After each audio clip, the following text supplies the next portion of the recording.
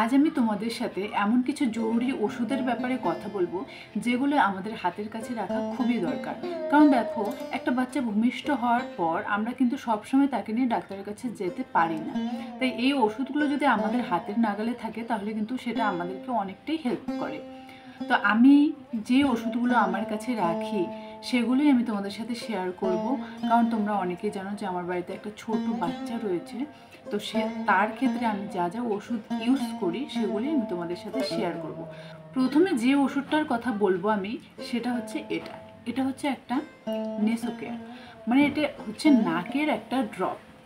তোমার বাচ্চা যদি হঠাৎ করে ঠান্ডা লেগে যায়, যদি তার শ্বাস নিতে কষ্ট হয়, তাহলে তুমি কি করতে পারো, এই যে ড্রপটা আছে এটা বাচ্চার নাকের এ নাকে এক ফোঁটা কিছুক্ষণ রেস্ট দিয়ে তারপরে এই নাকের ফোঁটায় আরেক ফোঁটা দিয়ে দাও যদি, তাহলে বাচ্চা কিন্তু অনেকটাই স্বস্তি বোধ করবে এবং আরাম পাবে।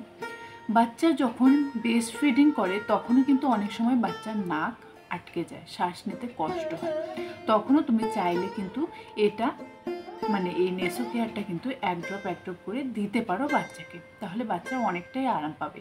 এছাড়া যে সমস্ত বাচ্চা এসিতে থাকে তাদেরও ঠান্ডা লেগে যায় অনেক সময়, তো তখনও কিন্তু তাকে আরাম দেওয়ার জন্য তুমি কিন্তু এই ড্রপটা ইউজ করতে পারো।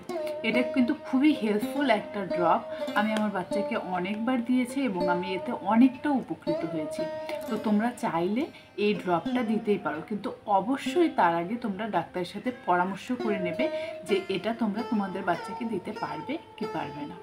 দ্বিতীয় নম্বরে যেটা বলবো সেটা হচ্ছে এই যে সুমল ড্রপস। এটা হচ্ছে একটা প্যারাসিটামল, ছোট বাচ্চার প্যারাসিটামল। এটাও তোমাদের হাতের কাছে সবসময় রাখতে পারো। দেখো, বাচ্চার জ্বর কিন্তু কাউকে কয়ে বলে আসে না। হঠাৎ করে তোমার বেবির জ্বর আসতে পারে।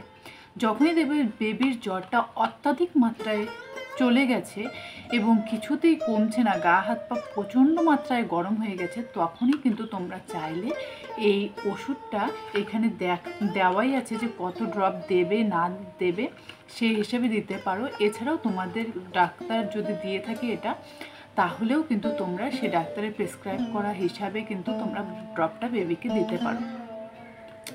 এটা দেওয়ার কিছুক্ষণের মধ্যেই কিন্তু বেবির জ্বর কমে যাবে। আর 100-র উপরে বেবির জ্বর উঠে গেলে কিন্তু এই ড্রপটা দিলে খুব তাড়াতাড়ি নেমে যায়। আর তোমরা তো সকলেই জানো যে জ্বর বেশি মাত্রায় যদি হয় বা মাথায় যদি উঠে যায় জ্বর, তাহলে কিন্তু অনেক সমস্যা হতে পারে। তাই বেবিকে এই ড্রপটা দিয়ে দিলে জ্বর কিন্তু সহজেই নেমে যাবে এবং বেবির আর কোনো সমস্যা হবে না। আর যেহেতু ওরা ছোট বাচ্চা, কিছু বলতেও পারে না, তাই আমাদের কিন্তু মেডিসিনগুলো হাতের কাছে রাখা একদমই দরকার। ধরো জ্বর আসলো, তারপর ওষুধ আনতে যাবে, তো ওষুধ আনতে যেতে আর তারপর ওষুধ নিয়ে বাড়িতে ফিরে আসতে কিন্তু অনেকটা সময় লেগে যাবে।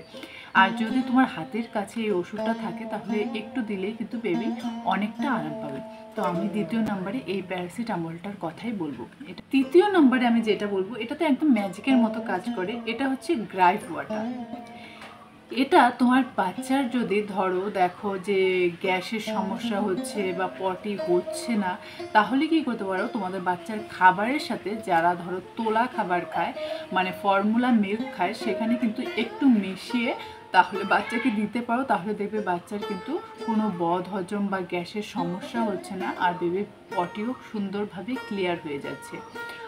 আর বাচ্চার দেখবে এটা দেওয়ার পর ভালো করে ঘুমোচ্ছেও। যে সমস্ত বাচ্চা দেখবে ঘুমোতে চায় না, মানে খুব খ্যান করে, সেই সমস্ত বাচ্চাকেও যদি তুমি একটু করে ড্রাই ওয়াটার দাও তাহলে কিন্তু বাচ্চা খুব সুন্দর ঘুমায়। তো এই ড্রাই ওয়াটারটাও কিন্তু খুবই ভালো একটা প্রোডাক্ট। আর এটা মানে এটা দিয়ে আমি অনেকটা আরাম পেয়েছি আমার বাচ্চার ক্ষেত্রে, তাই আমি তোমাদেরকে বলছি। তো তোমরা চাইলে কিন্তু এই ড্রাই ওয়াটারটাও বেবিকে দিতে পারো। এটা খেয়াল রাখবে, এই ড্রাই ওয়াটারটা কিন্তু তোমরা ডাইরেক্ট বেবিকে খাওয়াবে না। এটা তোমরা তোমাদের বেবিকে যে ফর্মুলা মিল্ক খাও সেটার সাথে একটু মিশিয়ে খাওয়াবে। বা যারা ধরো ফর্মুলা মিল্ক এখনো শুরু করেনি, যে সমস্ত বেবি, তাদেরকে একটু জলের সাথে মিশিয়েও কিন্তু তোমরা এই ড্রাই ওয়াটারটা দিতে পারো। তো এটা ছিল 3 নাম্বার, খুবই ইউজফুল একটা ওষুধ। তোমরা কিন্তু এটাও হাতের কাছে রাখতে পারো। 4 নম্বরে যে ওষুধটার কথা আমি বলবো সেটা হচ্ছে DT3, মানে এটা হচ্ছে ভিটামিন ডির একটা ওষুধ। এই ওষুধটা তোমরা রেখে বেবিকে কিন্তু খাওয়াতে পারো, তাহলে বেবির শরীরে ভিটামিন ডির অভাব থাকবে না। দেখো, আমাদের পক্ষে সম্ভব হয় না প্রতিদিন সকালে বেবিকে সূর্যের তাপ শরীরে দেওয়ার, বা দিলেও সেটা কিন্তু পর্যাপ্ত পরিমাণে ভিটামিন ডি উৎপন্ন করতে পারে না। আমরা ধরো কিছুক্ষণ রেখে তারপরে কিন্তু তাড়াহুড়া করে বেবিকে ঘরের মধ্যে নিয়ে চলে আসি। তো বেবির শরীরে যেন ভিটামিন ডি পর্যাপ্ত পরিমাণে থাকে, তার জন্য এই ভিটামিন ডি সিরাপটা দেওয়া কিন্তু বেবিকে খুবই দরকার। আর আমি বারবার একটা কথাই বলছি, অবশ্যই এই ওষুধগুলো দেওয়ার আগে তোমরা তোমাদের ডাক্তারের সাথে তোমরা কনসাল্ট করে নেবে, তারপরেই বেবিকে দেবে। যেহেতু বেবি খুবই একটা ছোট্ট শিশু, এবং আমাদের নিজের থেকে এই সমস্ত জিনিস দেওয়া একদমই ঠিক না। আমি বলছি বলেই না, আমি বলছি আমার অভিজ্ঞতা থেকে, যেহেতু আমার বাড়িতে একটা ছোট বেবি আছে।